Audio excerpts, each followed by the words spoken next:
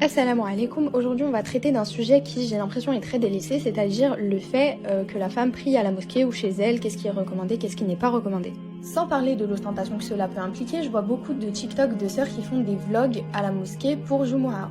Pour commencer, je vais vous citer un hadith rapporté par Abdallah ibn Umar, qu'Allah l'agrée.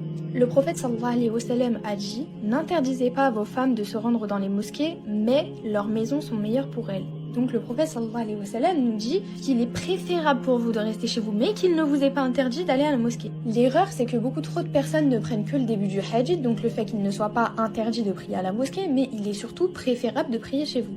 Et pour appuyer mes propos, je vais aussi vous citer un hadith qui m'a énormément touché de Humayd, qui s'est rendu auprès du prophète sallallahu alayhi wa sallam et qui lui a dit « Ô messager d'Allah, certes j'aime la prière avec toi. » Le prophète sallallahu alayhi wa sallam lui a dit « Certes je sais que tu aimes la prière avec moi, mais ta prière dans ta chambre est meilleure que ta prière dans ton appartement. Ta prière dans ton appartement est meilleure que ta prière dans ta maison.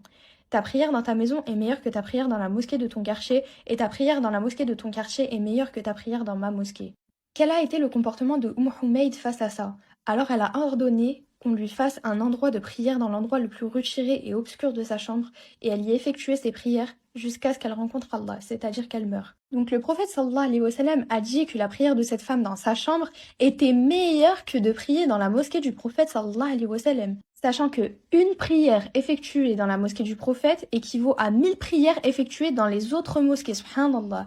Et c'est là que je vais vous choquer parce qu'il y a des jours où il est obligatoire à la femme de sortir pour prier à la mosquée. Le prophète sallallahu alayhi wa sallam a dit « Il est obligatoire à toute femme de sortir pour assister à la prière de l'Aïd ». Et selon ce qui est rapporté par Al-Kadhi et Ibn Abi Shayba, cet avis est adopté par Abu Bakr, Ali ibn Abi Talib et aussi Omar, qu'Allah les agrée. Ensuite, il y a une divergence concernant les prières du soir pendant le ramadan.